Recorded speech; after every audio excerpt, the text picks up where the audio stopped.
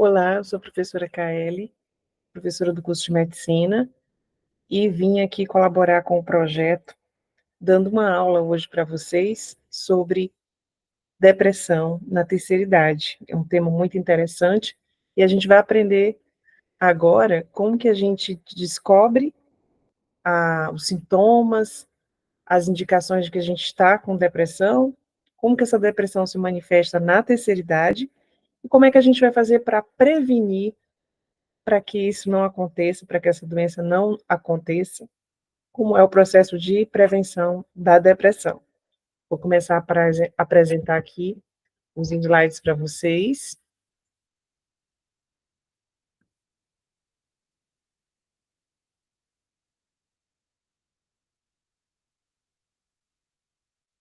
Eu vou tirar a minha imagem para não. Eu vou deixar a minha imagem aqui. Vou deixar a minha imagem para vocês verem sempre aqui meu rosto. Vamos ver se dá tudo certo aqui nessa apresentação.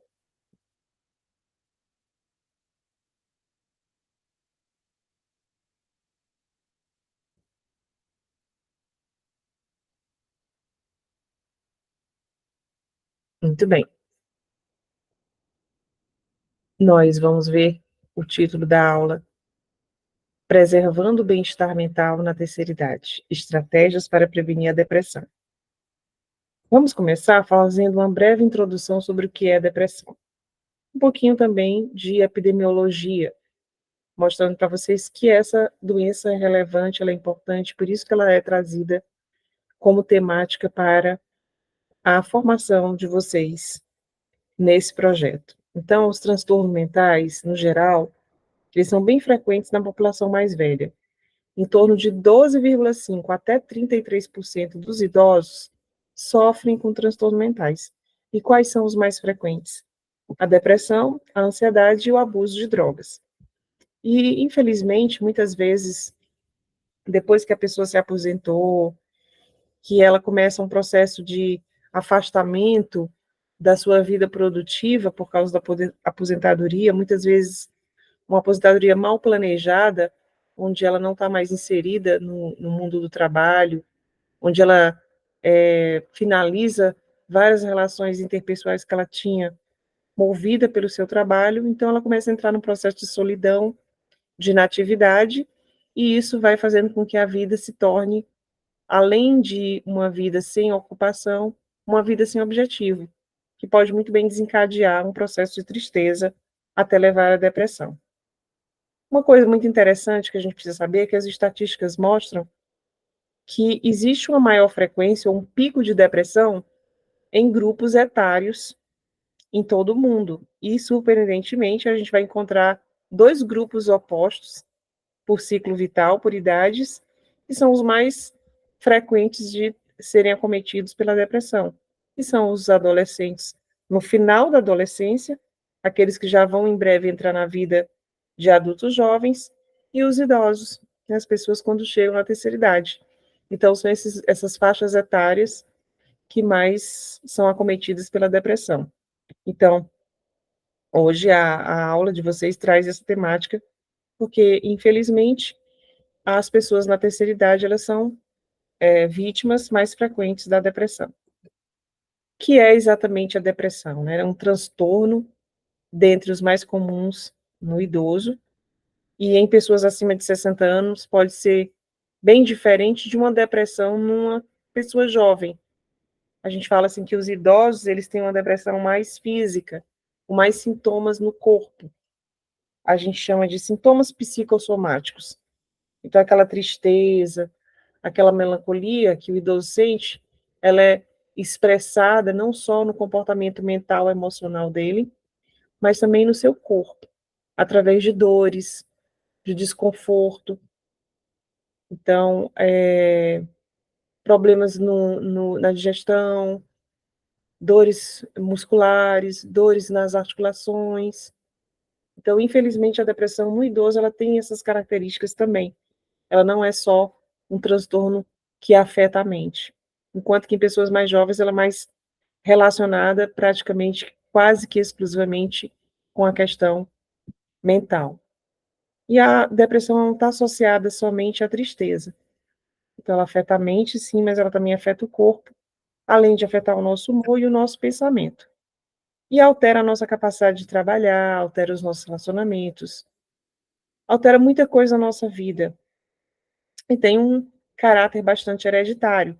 Então, se você tem na sua família outras pessoas com depressão, ou que já tiveram depressão, principalmente se as pessoas forem seus pais, você tem uma possibilidade muito grande de adquirir depressão também. Quais são os fatores de risco para a depressão? Nós chamamos de estressores. Bem, um dos primeiros fatores de risco é o luto. É você perder uma pessoa que você amava muito, uma pessoa da sua família. Você vai ficar enlutada, claro, mas muitas vezes esse luto ele passa do tempo normal, o tempo aceitável, que é até 1 ano de luto. Então, um luto mais duradouro que 1 ano começa a se tornar um luto patológico, um luto depressivo que precisa ser tratado. Bem, perdas físicas, é uma cirurgia que você tem que fazer, um órgão que você tem que tirar, perdas materiais, você perdeu dinheiro, você perdeu seus recursos, sua casa, seu carro, e as perdas afetivas, fins de relacionamento, rupturas, divórcio, né? Um filho que sai de casa, que vai morar longe, às vezes que uma filha que se casa e rompe o relacionamento com os pais, então tudo isso também desencadeia depressão. O abandono, principalmente se você passou por um trauma de abandono na sua infância ou na sua adolescência, quando você envelhece, e esse trauma vem como uma forma de dor, você volta a reviver isso em forma de depressão. A negligência na infância também, se você foi negligenciado quando era criança, na sua alimentação, no seu cuidado, nos seus afetos, né? Ninguém cuidava direito de você, seus pais não cuidavam de você direito, então isso volta também depois de muito tempo e em forma, às vezes, de depressão. Se você passou por algum tipo de abuso físico ou sexual, se você viveu numa família que vivenciava situações de violência, né? Apanhava do pai, apanhava da mãe, o pai batia na mãe, você via isso. Então, isso pode causar, quando você chega na terceira idade, o quadro de depressão. Estresse no seu trabalho, estresse na vida urbana, uma cidade onde você tem medo de andar na rua e ser assaltado, já foi assaltado, né? Distâncias para você percorrer, para você fazer compras, você não tem carro, não tem transporte, a privação do sono, então não dormir bem, não dormir o suficiente é um fator que desencadeia bastante depressão, isso é muito comum nos idosos, né? Problemas para dormir. O uso de drogas, incluindo drogas que são medicamentos, porque vários medicamentos desencadeiam depressão, uso de álcool, abuso de álcool, e outras drogas que são ilícitas, né? A cocaína, o crack, má alimentação, com alimentos que vão causar inflamação no seu corpo, alimentos enlatados, alimentos muito conservados, alimentos artificiais e alimentos que apresentam déficit de vitaminas e aminoácidos, porque são nutrientes que nutrem também nosso cérebro e que evitam um quadro de depressão. Quais são os sintomas que uma pessoa vai apresentar? Vamos falar basicamente de uma pessoa da terceira idade quando ela está com depressão. Como é que você vai reconhecer em você, ou reconhecer na sua filha, no seu filho, no seu marido, na sua esposa, um amigo, que essa pessoa também está com depressão? Vamos lá. Com relação ao humor, o primeiro sintoma é a tristeza, né? É o grande sintoma da depressão. Irritabilidade ou mau humor, que é muito frequente que o depressivo fique assim. Redução do prazer em fazer as coisas, em fazer as atividades diárias. A pessoa não tem mais vontade de fazer nada. Redução da vontade e interesse em coisas e atividades, não só do prazer, mas do interesse. Então, aquela pessoa não tem mais vontade de jogar futebol no final de semana, não tem mais vontade de ir para uma missa ou para um culto, não tem mais vontade de ir para o aniversário da família, perdeu o interesse e o prazer de fazer essas atividades. Descuido com a higiene, é difícil tomar um banho, tem dificuldade de escovar os dentes. Quando é uma mulher, não quer mais ir para um cabeleireiro, não quer mais pentear o cabelo, não quer mais se maquiar, né? Não quer mais vestir uma roupa nova. Então a pessoa perde também muita vaidade e às vezes acompanham outros sintomas como o medo e a ansiedade. Com relação aos pensamentos, a pessoa vai ficar muito frequentemente com aquele pensamento de que é um fracasso sua vida, com culpa de algumas coisas que aconteceram na sua vida, vai se sentir inválida, fazer uma autocrítica muito excessiva, se punir demais, exigir demais de si mesma, a baixa autoestima também, né? Uma pessoa que não se ama o suficiente, não se valoriza o suficiente, com desesperança, pessimista, às vezes há uma redução do tempo de raciocínio, então a pessoa começa a ter um pensamento muito lento, dificuldade de concentrar-se, e muitas vezes pensamentos delirantes. Pessoas acham que estão ficando pobres, que não tem mais dinheiro para nada, que o dinheiro não está mais dando para nada, que pode ser que alguém da família, o empregado da casa, esteja roubando ela, né? Que o parceiro, a parceira está traindo. Então, isso pode vir também mais facilmente quando você está com depressão. Existem causas orgânicas, causas físicas, relacionadas com o nosso corpo e não com a nossa mente. Então, vamos lá, anemias, né? Anemia deixa a pessoa sem vontade de se levantar, sem vontade de falar, sem vontade de fazer nada.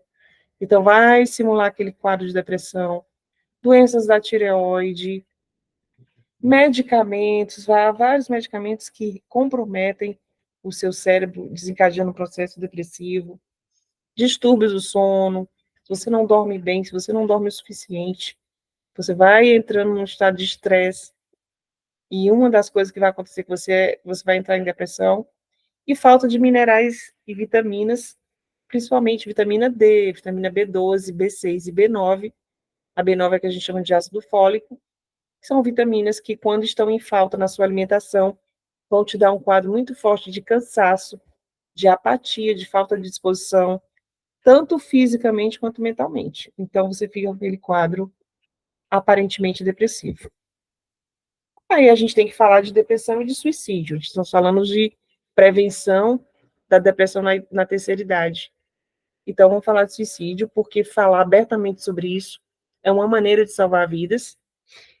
E começando dizendo que muitas vezes a depressão ela vai causar uma tríade emotiva ou emocional, que é o que vai levar uma pessoa a ter ideias de suicídio ou tentar suicídio, que a gente fala que são os 3 Ds. Então, a pessoa vai entrar em estado de desespero, de desamparo e de desesperança.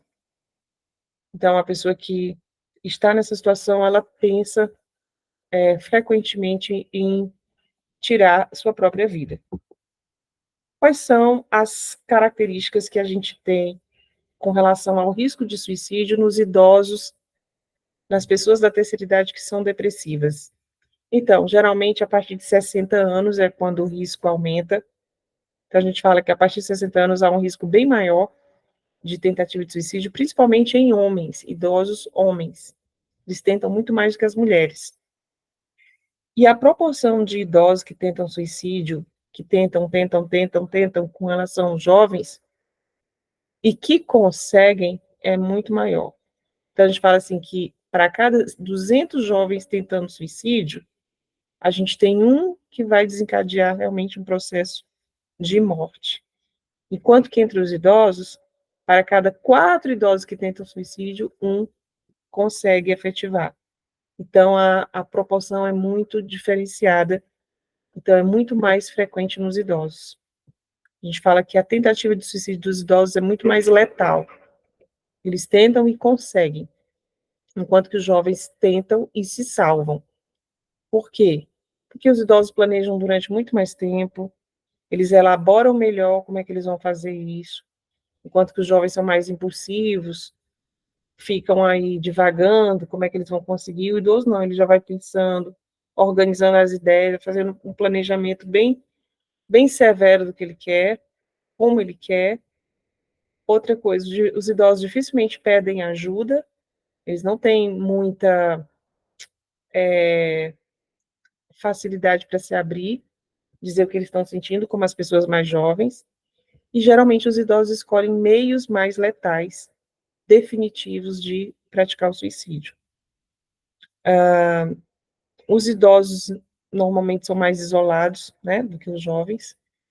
A gente fala que os jovens têm uma rede de suporte muito maior, muito mais presente, muito mais amigos, pessoas adultas se preocupando com eles, mais próximas deles, enquanto que nos idosos não, é o contrário. Muitos idosos têm realmente uma situação de isolamento. Então, isso faz com que eles fiquem mais vulneráveis a quando eles tentam o suicídio, eles não terem ninguém por perto para salvá-los. Idosos também dão menos sinais de que pensam em suicídio, né? Eles pedem menos ajuda, eles falam menos sobre seus sentimentos, principalmente os homens. Quando falam, muitas vezes, aquelas pessoas que estão perto deles não querem ouvir, ou não acham que isso é verdadeiro, ou não acham que isso é sério, acham que aquela queixa de tristeza, de falta de vontade de viver é normal da velhice, então não se dá atenção. Enquanto que se tiver um jovem perto de vocês dizendo, eu não tenho vontade de viver, minha vida não é boa, não tenho mais motivo para ficar aqui, você vai ficar super alerta. Nossa, que coisa triste, essa pessoa tão jovem pensando nisso. E se um idoso de 80 anos falar isso para você, você já vai ter uma postura geralmente diferenciada. Por quê? Porque existe na nossa cultura social a desvalorização, né, da vida do idoso, como se realmente ele tivesse que encerrar o seu ciclo vital. É aquilo que a gente chama de uma das formas do etarismo, da gente achar que as pessoas idosas elas não são tão importantes, né, no mundo. 71 a 97% dos suicídios em idosos são causados por transtornos mentais. Olha, de 71% a 97%. Então, realmente é uma incidência muito alta, é quase 100%, né? Principalmente pela depressão, às vezes é uma demência em fase inicial, e há também o caso de uso de drogas. Então, muitos idosos que se matam, eles fazem isso porque eles são dependentes químicos, principalmente o álcool, como a droga que mais leva a isso, porque o álcool é uma droga depressora. Então, ele aumenta a possibilidade de ideias de suicídio, de tristeza, de depressão. E também há o risco de suicídio causado por idosos que sofrem de dor crônica, alguma doença, algum problema nos ossos, na coluna, né, que causa dor crônica, aquela dor que não passa, não passa, não passa, toma remédio, ela volta, toma remédio, passa o efeito, ela volta. Então, se fala que o risco de suicídio em pessoas que sentem dor crônica é muito maior, principalmente em pessoas do sexo masculino. É 10 vezes maior, né? E, no caso das mulheres, é 2 vezes maior, quando comparado com as pessoas que não têm dor crônica. Outra coisa que favorece os idosos a terem risco de ideias de suicídio é a perda de um suporte social, a perda de entes queridos, então não tem mais aquelas pessoas que cuidavam dele, que o amavam por perto. Por exemplo, entes queridos que morreram, né, às vezes o parceiro, o companheiro, marido, esposa, pessoas que eram companheiros importantes na vida, um irmão mais velho, um irmão mais novo. Ó, perda de dinheiro também, né? Idoso que está numa situação financeira bastante precária, ou às vezes a perda da autonomia das suas finanças, aquele idoso ele não consegue receber seu dinheiro e pagar suas próprias contas, administrar. Tem uma pessoa ali, alguém da família que faz isso por ele de uma maneira às vezes autoritária.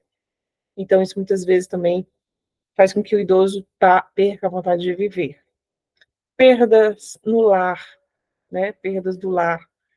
O idoso perdeu a casa, teve que vender a casa, ou perdeu a casa por questões de herança, ou precisa sair dessa casa, não tem mais condição de morar sozinho, então vai para uma instituição, um asilo, uma instituição de longa permanência para idosos, às vezes vai para a casa de parentes, né? Vai mudar aí toda a sua rotina, o seu cotidiano, a sua privacidade, né? Então isso pode deixá-lo triste até entrar no estado de depressão e ter uma ideia aí de suicídio, né? Mudanças radicais no estilo de vida, na rotina, inclusive causada por alguma doença, ou um idoso que caiu, quebrou o fêmur, está acamado, ou está numa cadeira de rodas, não consegue mais andar. Tudo isso vai causando perda da sua funcionalidade, e isso pode desencadear essas ideias de suicídio, né? O risco de suicidar-se. O isolamento forçado de sua família, né? Então ele tem que sair do contexto da família, a família se afasta porque a filha casou, e ou então o filho casou, então o idoso vai ficar sozinho na sua casa, né? E o isolamento também, às vezes, de toda a sua rede social de apoio, de outros parentes, não tem mais amigos, amigos morreram, viajaram, mudaram de cidade, para de ver os netos, porque os filhos viajaram, mudaram de cidade, então não vê mais os netos. Então, tudo isso pode acontecer. E aí vem a questão da desesperança e esses pensamentos recorrentes de morte, como se fosse uma solução para que esse sofrimento se acabe, né? Então, daí entra na história do risco de suicídio.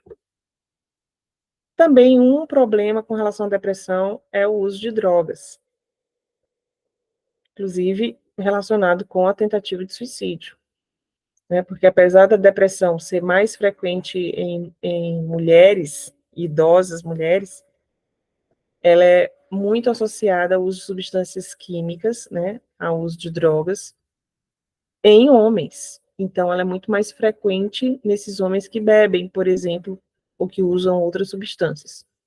1/3 dos homens que se suicidaram tinham um histórico de abuso de álcool. Então, é um número muito alto, né? Uma estatística muito forte. E o álcool é a droga que mais desencadeia depressão e ideias de suicídio. Ideias e tentativas também de suicídio, né? Até, muitas vezes, a pessoa chegar a conseguir efetivá-lo. Para o tratamento da depressão em dependentes químicos, uma das coisas que a gente recomenda é que também há necessidade que se trate a dependência química, a dependência de drogas, senão aquela depressão vai voltar, então não vai resolver o problema. E como é que a gente vai prevenir essa depressão? Como é que a gente vai prevenir esse sofrimento psíquico que ela traz, que ela causa na terceira idade? Então, uma máxima que a gente fala é que a sociedade como um todo, incluindo jovens, também, não só pessoas idosas, precisam compreender o processo de envelhecimento e se prepararem-se para essa fase do ciclo vital humano, entendendo que envelhecer não é adoecer, e nem é se tornar triste. Então, a gente pode ter uma vida muito boa, com muita qualidade e feliz, mesmo na velhice. Então, vamos lá para a prevenção. Tratar problemas de saúde, primeiramente, que afetam a comunicação e a interação social. Então, se você tem problema de surdez, se você já não está ouvindo muito bem as pessoas, tem que tratar, senão você vai ficar sem ouvir ninguém, o pessoal vai começar a falar gritando com você, não vai adiantar, você vai ficar constrangida, você vai ficar impaciente e você vai deixar para lá. E você vai dizer, ah, tá, ok, tudo bem.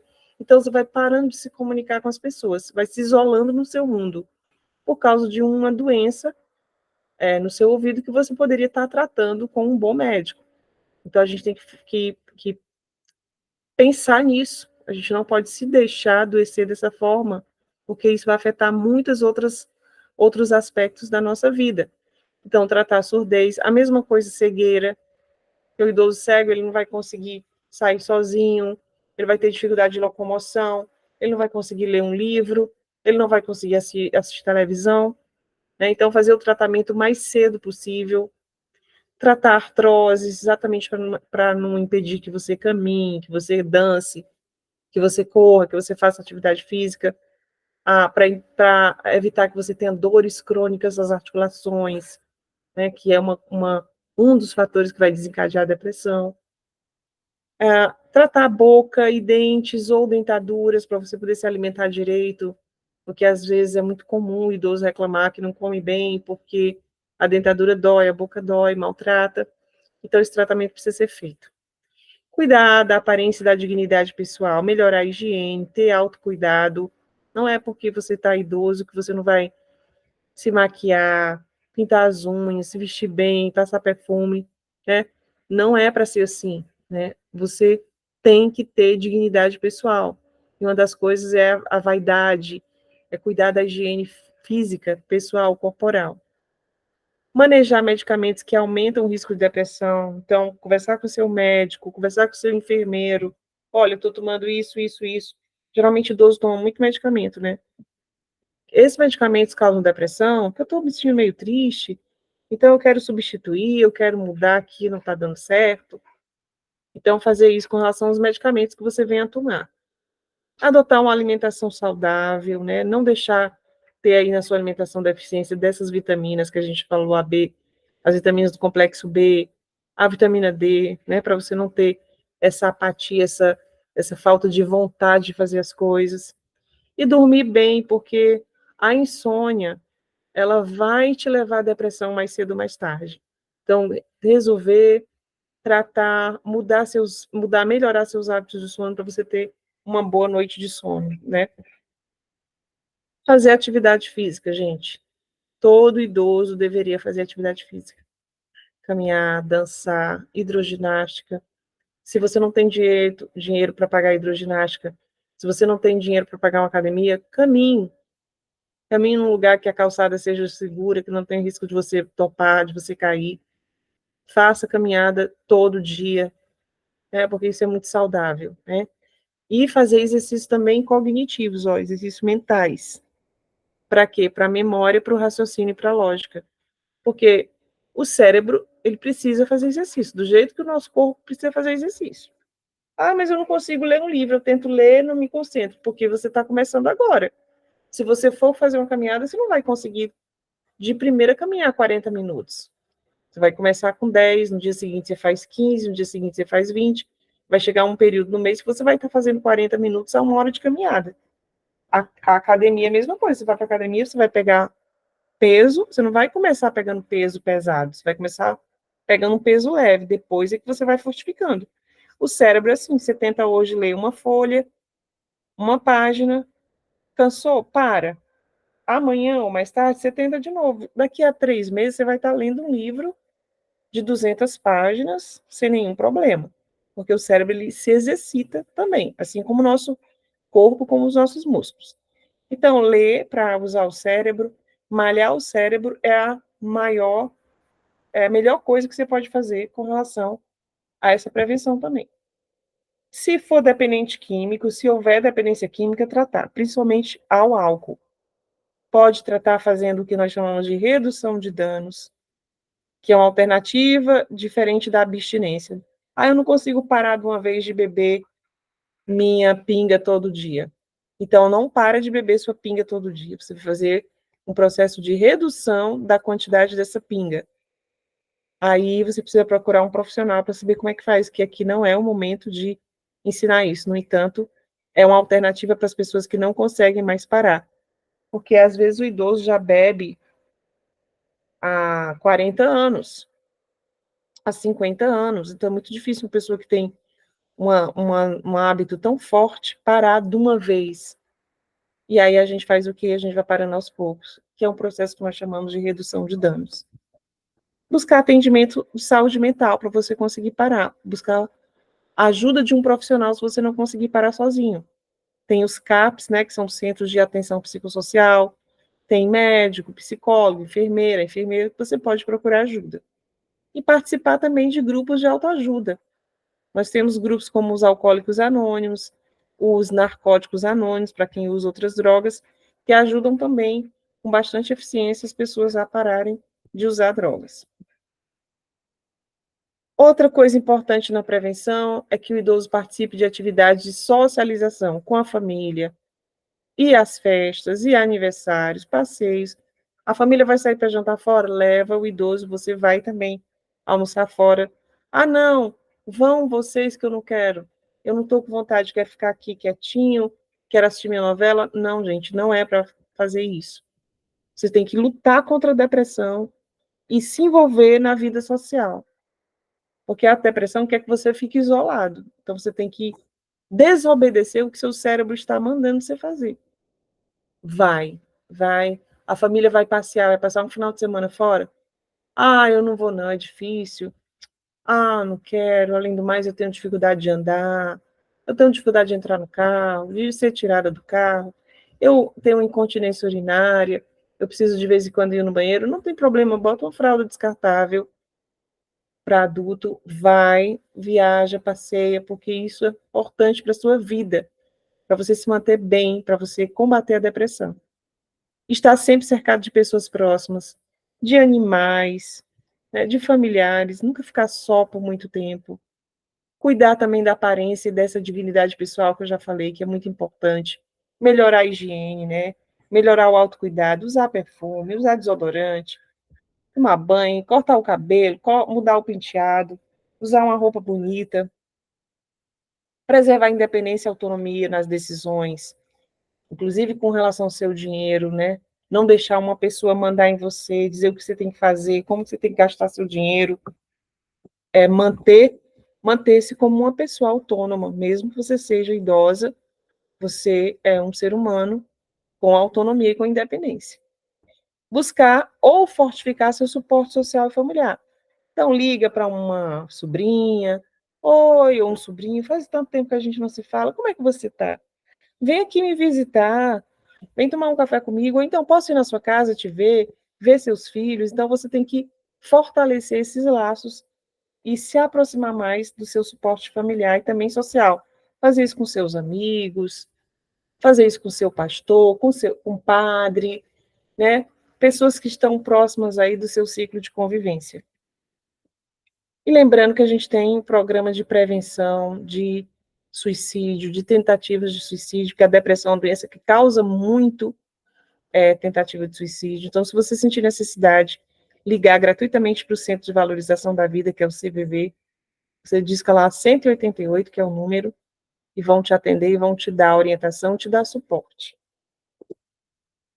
Finalizando, idoso não deve ser sinônimo de uma pessoa apática, de uma pessoa isolada, triste, rabugenta, mal-humorada e que não sente prazer na vida.